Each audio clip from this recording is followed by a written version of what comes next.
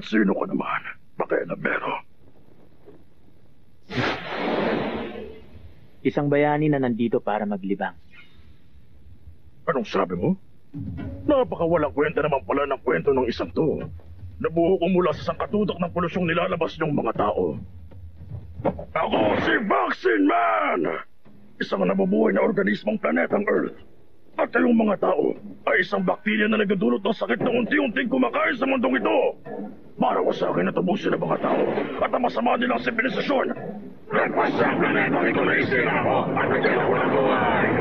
Tapos sasabihin mong nandito wala para maglibang. Ilakas na naman ako para umarap sa akin dahil sa walang kwenta ng sabihan. Pero hindi na nakakatulad dahil sa akin.